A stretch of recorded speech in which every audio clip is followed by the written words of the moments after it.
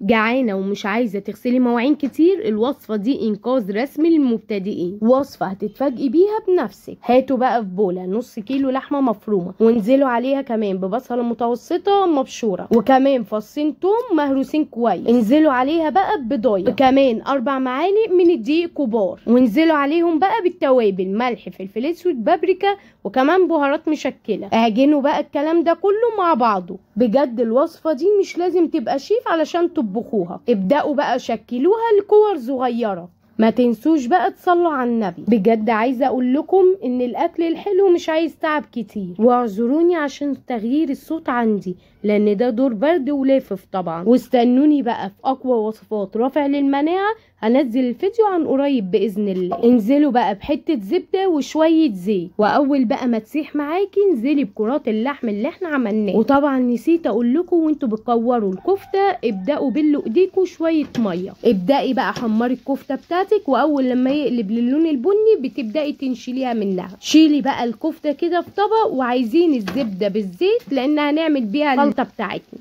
ما تفوتيش بقى الدقيقة اللي جاية علشان فيها التكة اللي هتخلي الطعم رهيب.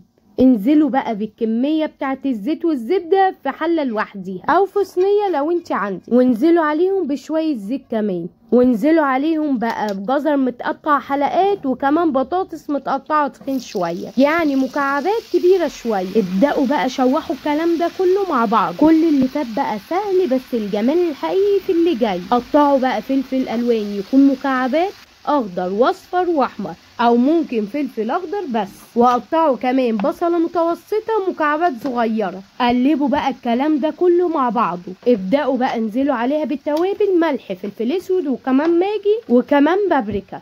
لسه بقى الاحلى في الجزء اللي جاي، ما تروحيش في حتة تانية. بعد بقى ما هننزل بالتوابل بتاعتنا هنبدأ نشوحهم كده مع بعض. ابدأي بقى انزلي عليها بربع كوباية من الصلصة، وكمان معلقة كبيرة من هريسة الشطة. وطبعا الهريسة دي احنا عاملينها في فيديو قبل كده على قناة الشورتس، ولو عايزين نعملها في القناة هنا على فيديو طويل قولولي في التعليقات.